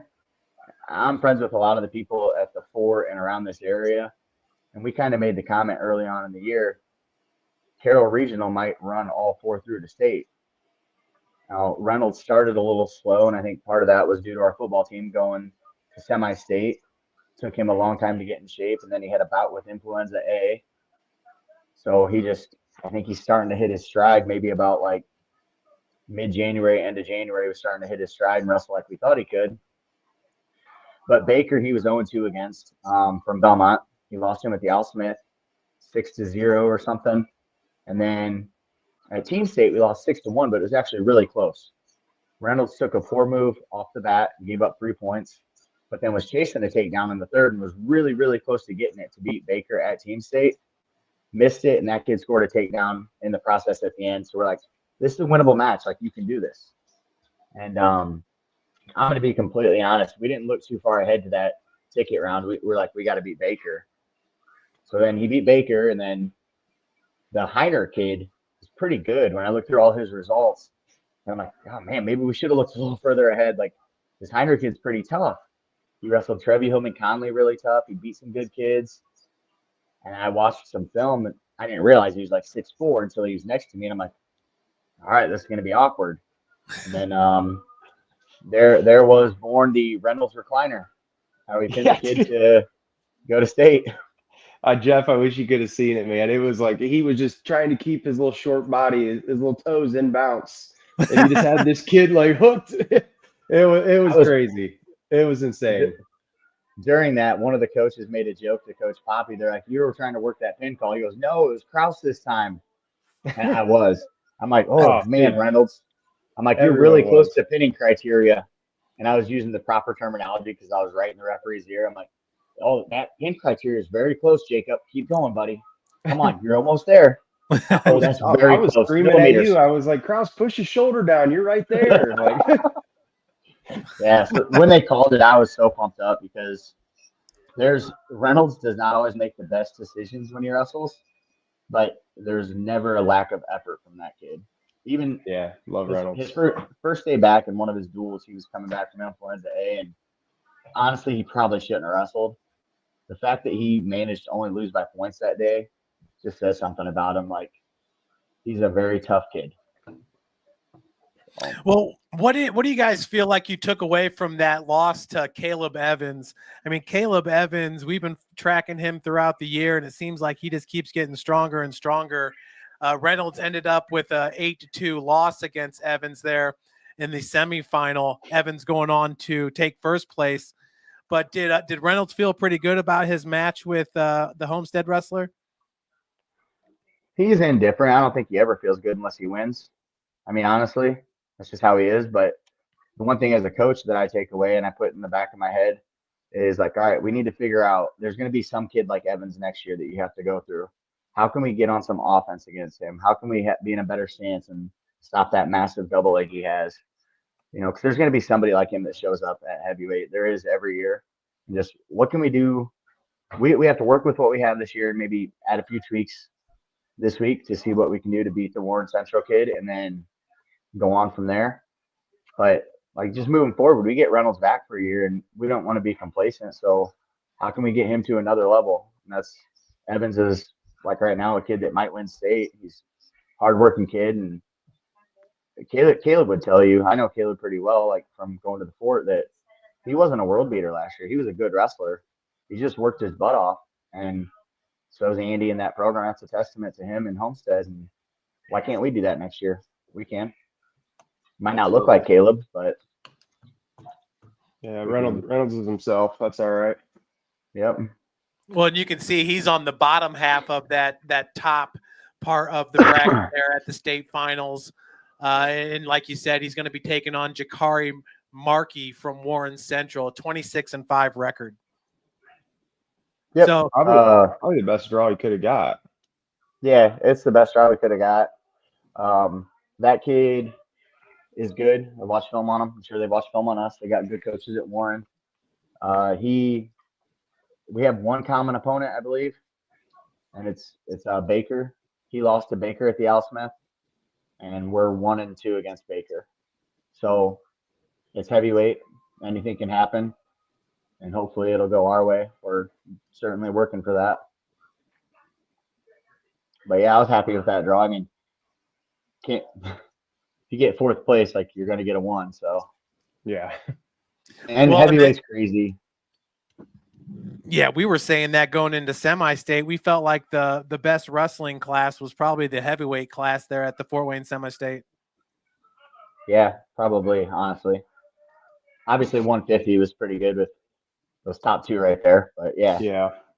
Yeah, and what were your thoughts on that match right there? Just Bryce had talked about it when we opened the show, but that's the first thing I noticed was Carter beating Doster there, the reigning state champion. I thought Carter was capable. I think he could definitely lose that match or win that match going forward. I think it's 50-50. He didn't really attack so much at regional, but he put together 3 or 4 good attacks on Doster this time. Doster had great attacks on him. I know that New Haven's coach was really rooting for a takedown on one of those calls, and it even made me go back and rewatch it later. Like, it could have been a takedown for some referees, other ones not. It was a 50-50 call, and I know Villa Fuerte was also arguing for a reversal at one point. It was just a heated match. It was awesome to watch that. 2 great athletes who were capable of winning state, and it was just phenomenal. I hope they run it back next weekend. That was one of the best matches I've seen since I've been a coach. I was happy for both of their efforts. Obviously, there had to be a winner and a loser, but they both left it out there. Yeah, definitely. Well, we can move on to the 106 class and check out Ramon Sierra. This is the state finals bracket right here for 106. And Sierra on the bottom half of the bracket has Sam Westfall in the first round there. Yeah, so, I mean, obviously, when you're a 4, which we all were, we had 5 fourth places, you're going to draw 1.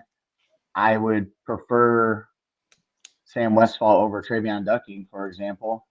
Nothing against Sam Westfall, but Travion Ducking's pretty good. And trying to think who the other one was there that we avoided. Yeah, and then Maddox, who's an Al Smith champ. So, I mean, we got the best draw we could get. And it's up to Ramon. Like I said, he's better than – it's hard for people to gauge him because he's a little all over the place. We need to have the best Ramon for 6 minutes. I've seen him get smoked by the Angola kid, and then I saw Ramon smoke him. Like, yeah, you're definitely right when you talk about Ramon. Like he's just he's up and down. And one of the matches he won at regionals, I happen to know the kid he beat. I don't know that Ramon would have beat him this fall had they wrestled or trained together. And I don't know that Ramon would have beat him the beginning of this season. It just, when he's confident and he's rolling and gets on his stuff, he does pretty well. But, in some of the recent matches he's lost against some highly ranked kids, we can count the number of attacks he's had, and we can ask him, how many attacks did you have? And he's like, yeah, that's not going to win matches. I'm like, it's not. Like, we have to be on our offense. So that's a big key with Ramon. Coach Ocampo here. If she wins, she'd have to take on Ducking. Ducking currently ranked number 4. Ocampo's ranked number 1. That would be the second match of the day there. What are your thoughts on Ocampo's chances right there on the top half of the bracket? Do you think she had a good draw? I think she can beat anybody. She's a hard out for anybody in the state. She's been to state 4 times now. She's a state placer. She's one of the best wrestlers in the state, pound for pound, no matter what. But 106 this year, surprisingly, because I guess I didn't know who was going to be there, it's really tough. The Cruz Orieta, I don't know if I said his name right, but I know who he is from Lake Central. He's very tough. He's a very, very tough kid. Ducking's tough. Connor Maddox is tough. I mean, looking at the bracket, which I haven't expected it that much, that top half of the bracket is brutal. Very brutal. It's brutal. I mean, you could pick 3 or 4 winners out of there, And even Connor Maddox, he's got Gavin Ash right away. Like, Yeah, that's a tough first draw. yeah, that whole half of the bracket, like, that's ridiculous. I mean, you probably have the people on Indiana Matt that are doing the pick'ems probably got 12 different answers, and somebody's going to be the lucky winner on this weight class, I guess. Yeah, it's kind of wild that Ducking ranked number 4, Morrow ranked number 3, and that's statewide heading into the state finals. So, and they're going to take on each other in the very first round. And then you have Daniel Brown Jr., another ranked wrestler, all the way at the bottom half of the bracket. And he's got Tate St. Laurent, who's no joke. Like, yeah, dude, these 106 is wild. It's probably going to be one of the most fun weight classes down there. This is honestly looking, I would love to see what some of these kids do the next couple of years. I think this will be a bracket we look back on. Whether it be Juliana, I don't know if she places again. She can for sure, and she's probably capable of winning it. If she chooses to wrestle on the women's circuit, she'll probably be in the running for a gold medal. And then looking at some of these guys, I mean, there might be a potential 4-timer in here. Like, there's some really good wrestlers in this bracket. I would say the over-under is 8 state champs out of these people's career. Like, all these, Yes. 8 of them will win a state championship. Like, this is a very, very good 106 class. And if anyone can pick, like, the 1 through 8, like, you won the lottery on those odds, just on how they need to buy Powerball if they get that. Yeah. Yeah, like you said, it's loaded here with freshmen. So these guys you're definitely going to see for years to come. Let's jump to the 120-pound weight class where Caleb made it here for Garrett, and he's going to wrestle Blake Getz from Ron Colley. I take it 38-1 record in his first match. Yeah, so Blake wrestled another one of our kids last offseason, and it was a decision match. So we've got a little bit of something to go off of. Caleb's he's one of 2 freshmen in the bracket. I would say a lot of those losses he had were because he wrestled like a freshman. He's got different paces he wrestles at, and we need to have the right pace all the time. And he's aware of that. It's just something like we've had to build into him. He's 14 years old. He's still 14. He won't turn 15 until after the season's over. But like, if you look at the way he wrestled his match against Carper, the Jimtown kid, he had a pace. He was going. And he's been a little inconsistent with that this year. If we get him to go at that pace all the time, I know he can compete with anybody. Like Blake Getz, his one loss is 8-1 to Cameron Meyer. We lost 8-0 to Cameron Meyer. Wrestling math doesn't always work, but we're not going there to lose. So we're going to go out and watch some film and get on our stuff. Yeah, Gates is ranked number 6 on Indiana Mat in the 120-pound weight class. And Revan Dickman ranked number 1 out of Brownsburg, and he's at the top half of the bracket. It's kind of good. Revan's he's going to go down as, you never know what kids do after high school, but in terms of like high school careers, he's going to have one of the top 5 or 6 high school careers ever in the history of Indiana. Pretty dang good. Yeah. Wow. And you know, Bryce talks about it all the time. It seems like Brownsburg is kind of on a different level statewide as far as wrestling teams are concerned. Do you see that too, Coach? Yeah, without a doubt. They got one of the best coaches in the country, one of the best coaches in the history of Indiana.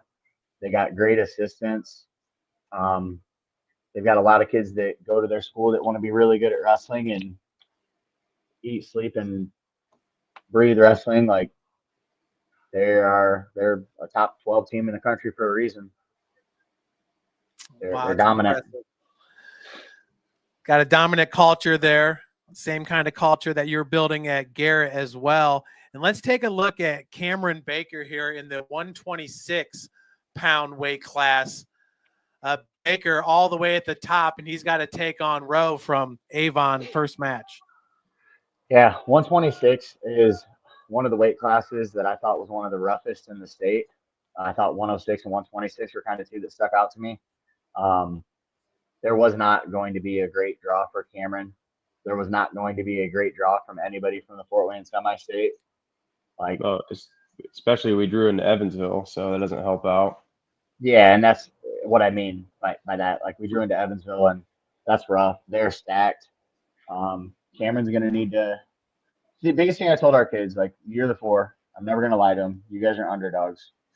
My goal is for us to compete and wrestle, and somehow pull out 2 out of these 5 matches. Anything more than that, I'll attempt to do a backflip at state, I told them.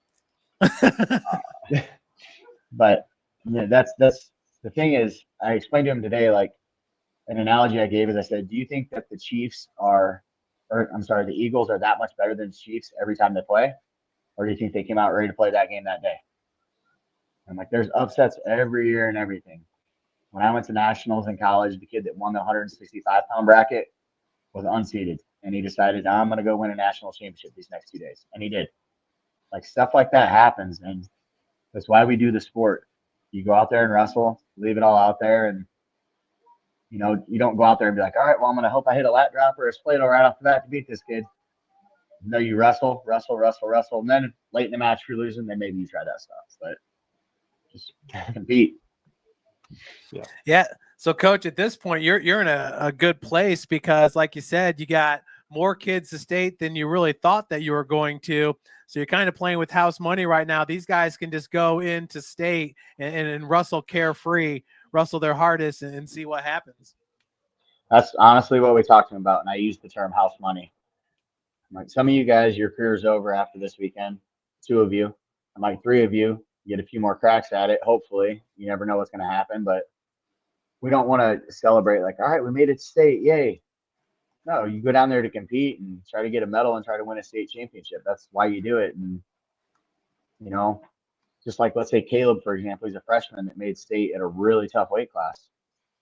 I would assume 100% he's got aspirations of trying to make the finals and win a state championship, whether it be this year or one of the next 3. Like, that 100% has to be one of his goals. Coach, and that goal seems very, very realistic, even more so maybe this year than it ever has at Garrett, seeing as how you did have your first ever individual state champion last year in Chase Leach.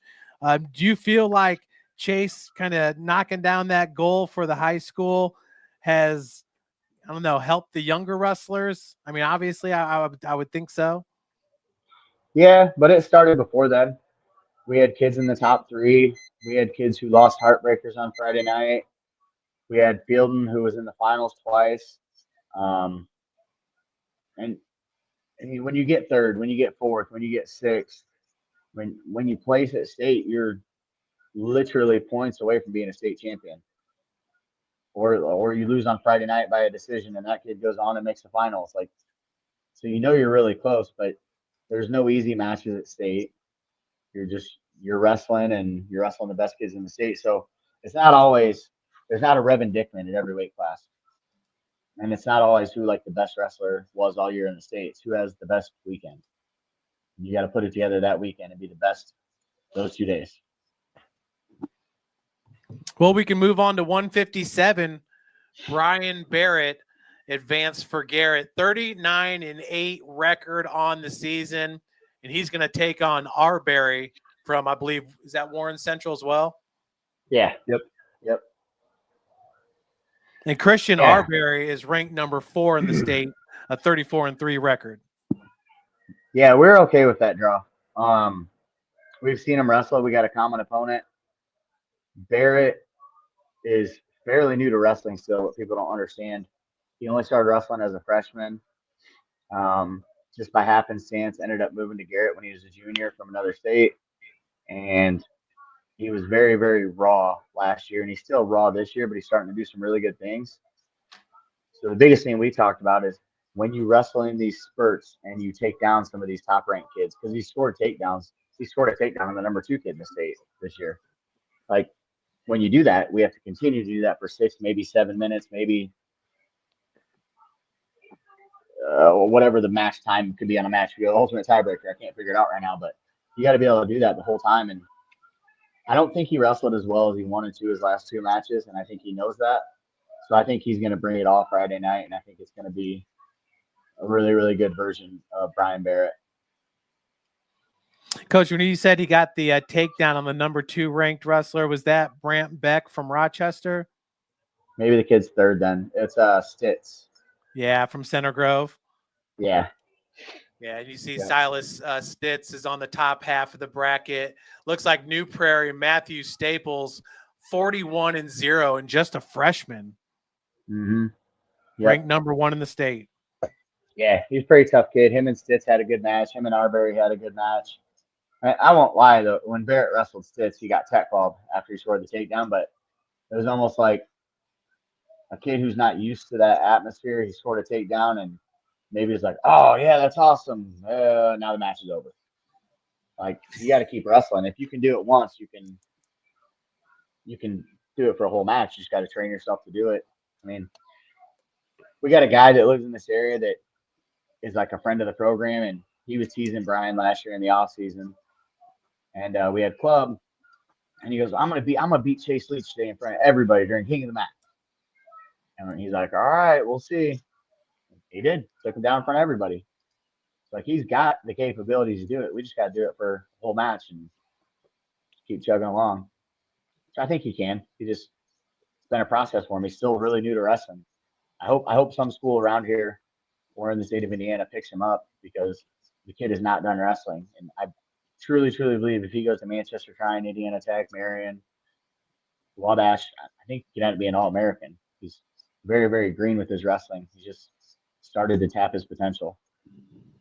Yeah, he's been one of my favorites to watch this year, that's for sure. He does not look like the same kid that was on the mat last year. No. Well, it's the first year he's ever trained in the offseason for wrestling in his life. But again, he only started doing it when he was 15. Yeah. Wow. So the ceiling is extremely high for Brian Barrett here heading into the state wrestling meet in the 157-pound weight class. And then we talked about in 285, Reynolds, Caleb Evans sitting atop there, the senior from Homestead. You got Charles McGrant all the way on the bottom half of the bracket, Isaiah Kuhlman from Leo. So for Reynolds, maybe it's good he's on the opposite side from Charles McGrant. Yeah, I mean, it is what it is. It's heavyweight. One slip, and it is what it is. It's like even Evans, the kid he's wrestling, he beat an ultimate tiebreaker or overtime this year. I know, like, maybe people that don't watch as much wrestling as I do, which I watch a lot, obviously, I knew that was a tight match. And Evans is one of the top ranked kids in the state. So it's just heavyweight wrestling, man. Like, it's different. And I'm really happy with Reynolds' draw. I feel that if he wins that, he's got a really good chance to win his second round as well. And then you never know. I've seen crazier things happen at heavyweight. But I know he's excited. He thinks he can win his first round. And there's no doubt about it in his mind. So yeah, that's what matters too. I mean, he's got to believe it first. Yep. Yeah, Lucas Simborski from Crown Point is ranked number 1 on Indiana mat. He's going to be taking on Brandon Brewer. And then Maximus Forrester is ranked number 2. He's from Brownsburg, and he'll be taking on Luke Juris. Yeah, and the rankings could be misleading. Nothing against the rankers. They have to go by what they have. But during the season, Cameron Hazlett lost to Zimborski. But then I think the last 3 weeks or 2 weeks, Hazlett has beat Zimborski. So Hazlett might be ranked 3rd or something, maybe 4th or 5th. Hazlett, by all means, could be ranked number 1 if you wanted to do a current ranking. As a freshman. And heavyweight. Yeah, it's crazy. Yeah, Cameron Hazlett, freshman from Lowell, ranked number 5 in the state heading into this one. And boy, just looking at his profile picture, definitely does not look like a freshman. No, he's been on the scene forever though, and those that are privy to the wrestling, like, they kind of knew about him, but like he really matured a lot over the last year and grew into more of a man body instead of a boy body, and he doesn't look like a freshman when he wrestles at all, and he's super athletic. We had a pretty good heavyweight in Indiana that didn't really finish off here. Pretty popular guy, Gable Stevenson. Hazlett might be on a similar trajectory to him and Mason Paris. Wow. So Wow. So once hopefully we again, keep him in state for 4 years. yeah, he could be one of the best wrestlers to come out of the state's history Yeah. when it's all said and done. That's interesting. One guy I do want to touch on real quick, but Hunt in 215 just missed out this past weekend. Aiden Hunt, a 34-7 record heading into the Fort Wayne semi-state, lost in that first match. It had to be a tough one for you guys. Yeah, it was a 1-point match heading into the third, and we tried a couple things. Aiden has a return where he puts people on their back, and it almost worked. And then we went to do it again, and we realized that kid wasn't really going to do much from there. So then we cut him loose, and we didn't get the takedown. And then that kid won in overtime against a kid that we're 2-1 against career-wise. So, like, we were definitely right in the mix. Some of these kids graduate and leave. Both kids actually right there. But the biggest thing is we got to get Aiden to be a little more consistent on some of his attacks and just his match philosophy, I guess, and not doing some silly things when he does. Athleticism, strength, he's got all that. We just got to get him a little smarter, a little more savvy with his mat awareness, I guess. Bryce, was there another weight class that you wanted to look at? I know we primarily just focused on the Garrett Rustlers there. If you go to the 150-pound weight class, that's sure to be a good one as well. Easton Doster down on the bottom of that bracket. So him and Lincoln Carter are opposite sides of the bracket. But Bryce, did you have any other weight classes that you wanted to look at? I mean, I've seen them all up and down a couple times. Not really. At 150 is definitely, like, I got some matches circled there. Well, I would say at 150, like, obviously I'm rooting for both those guys to meet up in the finals. We can be rivals with some of these schools, throughout the year, but when it comes to state, I'm rooting for Fort Wayne semi-state all day. Sure. I know that they both have tough second round matches. Avon kid for Doster, and then Lincoln Carter will potentially have the Heritage Hills kid, who I'm trying to look at the bracket there. At 48, 46 out of his 48 wins are by pinfall, and I think 45 of those are in the first. And I watched film on them. I watched film on them because they were at team state, so I'm like, potentially we might wrestle them, and I was going to try to figure out how to shift our lineup or who we're going to put where. But that kid from Heritage Hills goes big and goes big quick. Like, he's not paid by the hour. He's trying to get pins and trying to get out of there. So take him into the third period. That's where you get him. Yeah, Lincoln's got to come out and be smart that match. And obviously don't overlook your Friday night match, because Friday night matches are wild. And I'm sure New Haven coaches and Doster, they'll do a lot of homework on the Sierra kid from Avon. And he's a state champ for a reason. He's only lost one match in the last 2 years for a reason. So I really hope it's those two in the finals again, and I hope it's electric. Yeah, that'd be awesome. This is off topic, dude, but is Jet Goldsberry, is that Heritage Hills quarterback? Yeah. Yep. He is. Dude, man, that kid just must be an athlete. Was he like 190? Yeah, Heritage Hills had some spots, like, in terms of team state, where, like, if you hit them wrong, it could be bad. Yeah, he should be there. Or is he 215? You're talking about He's at state. I know that. I was just real. Goldsberry, Jet Goldsberry, 37-4 in the 215 class. Yeah, 215-pound high school quarterback. That's a big boy. Yeah, it is a big boy. Just a junior. Yeah, and I mean I don't know who his 4 losses are to, but I'm assuming he can compete with anybody on his half of the bracket looking at it. Yeah. So, I mean, the clear favorite at 215 is Noah Weaver from Rossville. Yeah, he's nationally ranked. He's the real deal. His only loss was to a pretty high nationally ranked kid at Ironman. So, yeah, he's pretty good. It's kind of his weight class. Purdue commit. Yeah, and then in that 190-pound class, Dylan Krell made it from East Noble, the only East Noble wrestler to move on. Man, he wrestled fantastic. And even in his third place match, we have a group chat, and we were talking about that lateral drop that he hit in his third place match.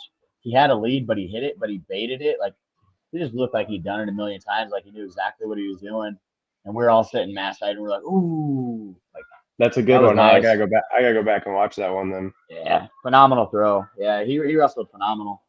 I was really happy for Coach Reason and for Dylan. Yeah. So Farnell, Ethan Farnell from Aconagua, he ended up winning the semi-state and went through a tech fall, a pin, and a pin. Pretty good wrestler there. Yeah. Yeah, that's who we beat in the semis last year at 175, and he fills out 190 right now. He's a monster. He's a big, tall, long, strong kid. I think he's really going to make a push for a title. Wow, he's the only he undefeated. surprised me. The only undefeated wrestler at 47-0 in that class. Mm-hmm.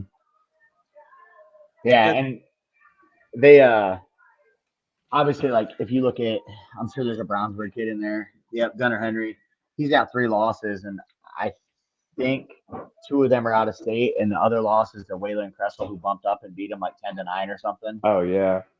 Yeah, when you look at the Brownsburg and like Crown Point and Center Grove, they are all going to the toughest tournaments nationwide. So that's most of their losses are coming from out of state. Even Waylon Kressel, his only losses are out of state. Yep. But he did get pushed at semi-state, if you watched. That's what I heard. Xavier Smith took him down twice. Dang. So. Yeah, Waylon Kressel from Warren Central's ranked number 1 in 175. Wow, so he jumped up a weight to knock off the other wrestler. Mm-hmm.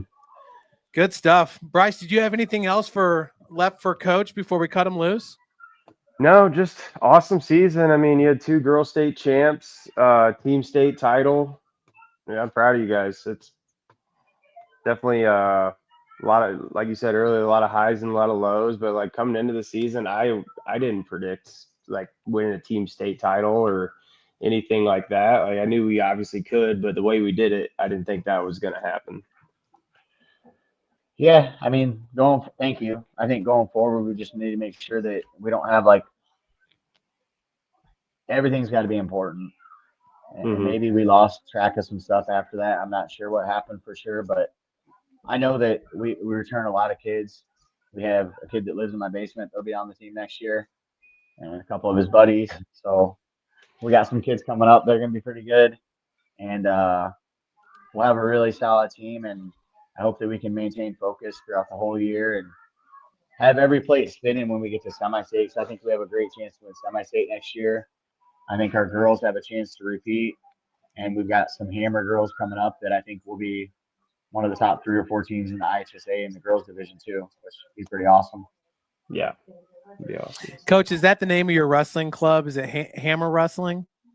No. That's just hammers. Something you say, like a couple hammers. The Fort Hammers is the Fort Wrestling Club. And just when somebody's good at wrestling, like, oh, that kid's a hammer. We're just the Garrett Wrestling Club, but a lot of our kids go to the Fort Wrestling Club, which are the Fort Hammers. We've got kids who go to Warrior RTC. We've got kids who go all over the place, Midwest over in New Carlisle. We got kids that travel and wrestle. No, and you've done a great job building up that program.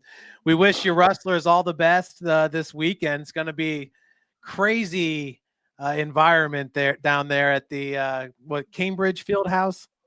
Yep, Gainbridge. Yep.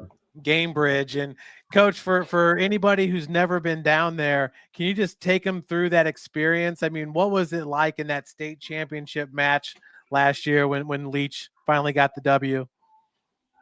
Well, the first 2 times I did it, we didn't get the W, so it was cool to be there the first time. Then the second time it was like, oh man, this stinks, man. We wanted to win.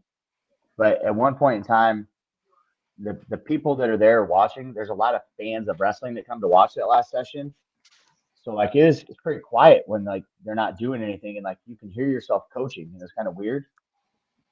And then when something great happens, the place, like, you go from hearing a pin drop to like an explosion. People lose their minds. So it's just pretty cool. Like, it's a goosebump type feeling. And there's no other high school sport like wrestling, and the fact that you have so many schools that are represented, and there's 13,000 fans that are watching 2 kids wrestle for a state championship. Mm. And we're the only state that doesn't have wrestlebacks, and we have one class. So it's not Garrett versus Delta. It's Garrett versus Delta versus Homestead versus Carmel versus Warren versus Portage versus Brownsburg versus Center Grove. It's everybody. And it's just a pretty unique situation we have here that's pretty cool. There's nothing like it. And they Hollywood it up almost like a UFC main event. And they've got both kids on the Jumbotron, and they talk about their accolades. It's a pretty special thing. Yeah, well, shoot, even going to a wrestling match at Garrett, you kind of get a feel for that when the lights go off and the spotlights on the center of the mat right there. I mean, you guys in Belmont put on a really, really nice home atmosphere for sure. Yeah, Coach Myers, they've got a great program. They've always been great, and we kind of wanted to get to where we're with them. And I think now we've probably got a good little rivalry going with Belmont, and hopefully keep that rivalry going. They're good people. I think we're good people too. And obviously, I'm rooting for the Belmont kids down at state. I talked to Coach Myers multiple times during the season. He's a great dude. Coach, do you guys have a duel with Belmont? No, we've worked at it at the middle school level, which it got snowed out for years for whatever reason. Just bad luck, Indiana weather. And then we finally got to wrestle them this year in the Super Duel we went to. We used to wrestle Belmont at the Carroll Super Duel, and then things changed. So now it's pretty much team state when we wrestle them, and we've met them up, I think, 4 times since I've been the coach there. Nice. Or since I've been the coach at Garrett. Well, Coach, we wish you guys the best this weekend. Enjoy it, and hopefully the guys will shock you like they did last weekend. That's the hope. Thank you. Absolutely. Well, that's head coach Nick Krause from Garrett High School joining us there. Bryce and Coach has done such a great job there at Garrett. We've talked about it all season long. It's nice to hear him talk about his wrestlers moving on and how they kind of overachieved this past weekend for him. Because like you said, it has been a weird year for Garrett wrestling. Yeah, it definitely has. And like I truly do believe like those kids, like at least I mean I knew they could do it, but if you look at the books, they all did overachieve. Like not one of those kids is state ranked. You know, they all went past their ranking. So right now you could say they're top 16 in the state. You know, yeah, and coming off that mentality, you heard Coach talking about house money. I mean, you really have no idea what with these kids. Has the flip been or the switch been flipped? It just happened in the postseason and not the regular season. Going to be really neat to see the finals results. Now, are you going to tune in? Are you heading down to Gamebridge? I'm not heading down. I'm in the process of kind of moving. So I've already paid for the stream though. So I'll definitely be watching it. I mean, if we send someone to the finals, I'll probably make the drive down. Yeah, I might have to head down there with you if possible. And the finals will start on Saturday. Yeah, it's like Saturday. It's normally like Saturday, probably like 5 o'clock. Bryce, you heard Coach talking about it. 12,000 people.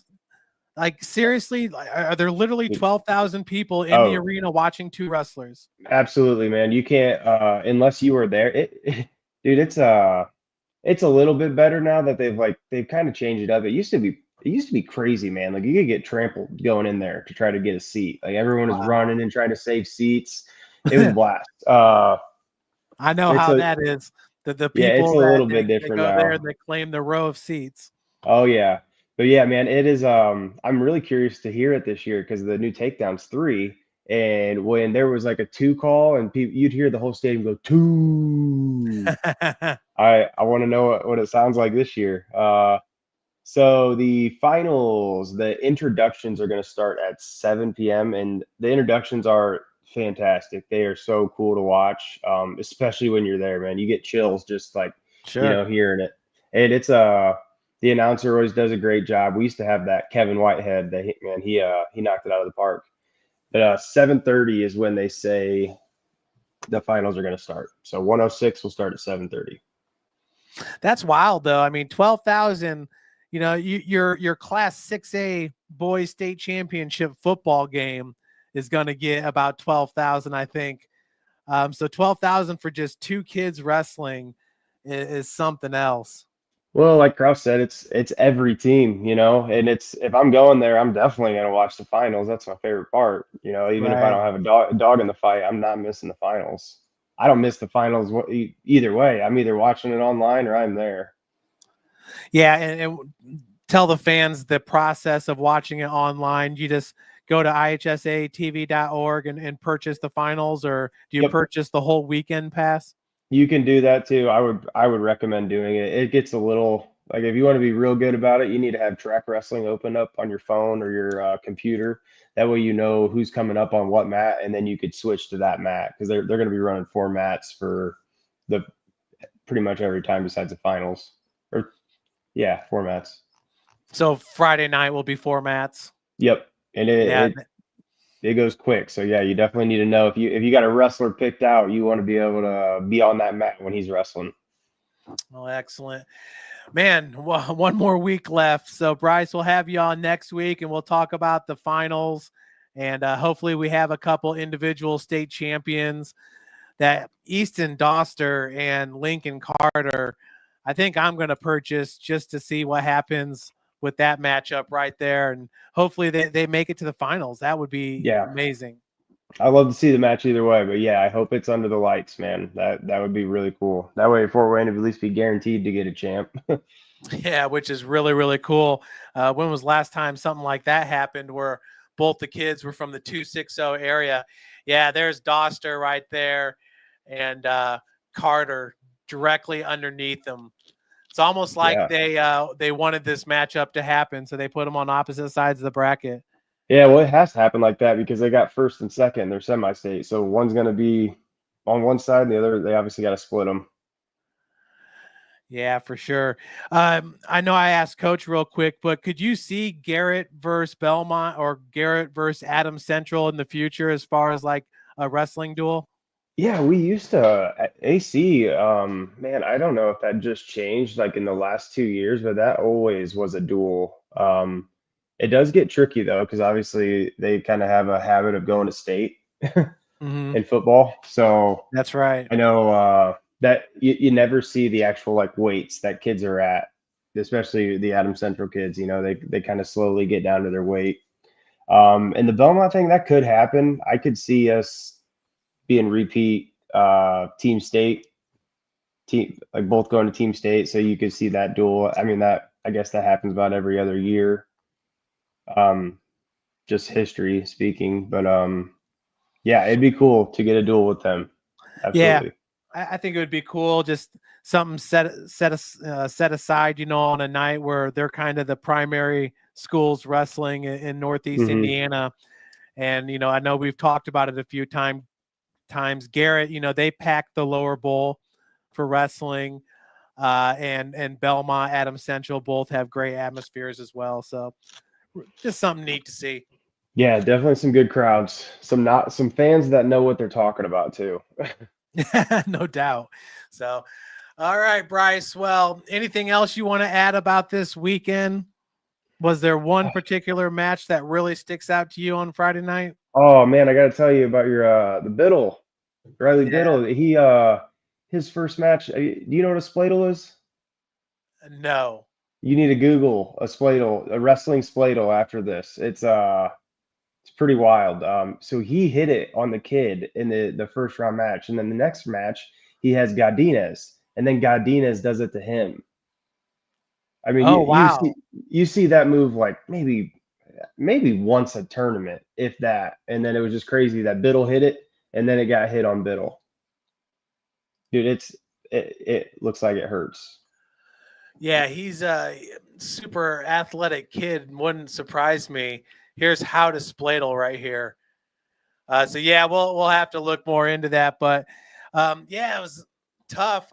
One of the first brackets I went to see how he would do, and he ended up getting pinned there by Carson Godinez. Yeah, well, if you know the spladle move, it's normally like it's because this kid's about to take you down, and you're normally losing, and then you hit the spladle and you end up winning. It's spladle's a crazy move. That is nuts. I'm sure the place was going crazy for that one. Oh yeah, both times it got hit because when Biddle beat I don't know how to say his name, the Jeremiah Olam, that was a crazy match. It was neck and neck, and then Biddle hit it, and the crowd went crazy. And he pinned him at 304. Yeah, in the Spladle.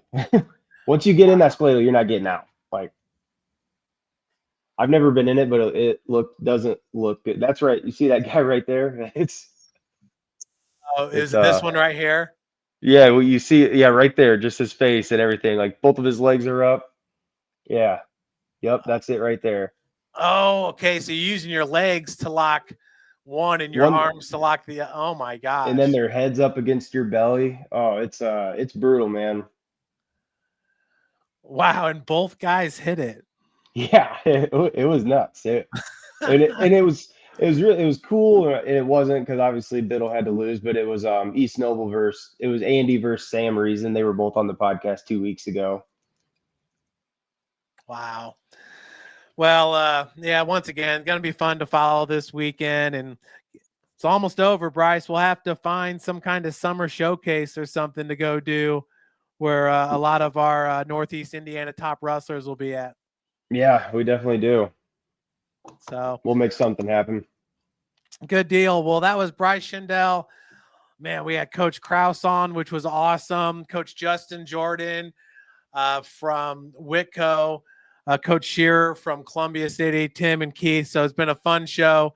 We appreciate everybody joining us. And folks, remember, you can always comment on the live stream, whether it's on Twitter, YouTube, or Facebook, and then the comments will be on the show. We'll make sure to put them on there and give you a shout out. So thanks again, everybody. Thank you, Bryce. Until next time, have a great rest of your week.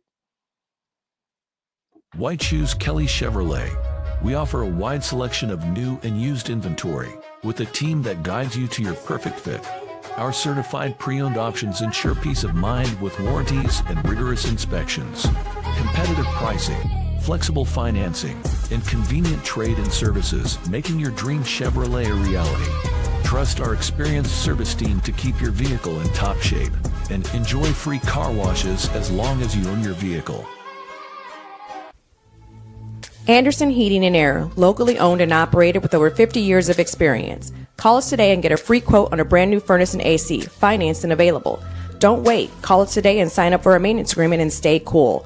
Our maintenance agreements will ensure that you're first in line if you have an emergency, and we'll send one of our service techs out for cleanings twice a year. Call us at 557-0958 or request an appointment on our website. Call Anderson Heating and Air, where your emergency is our emergency.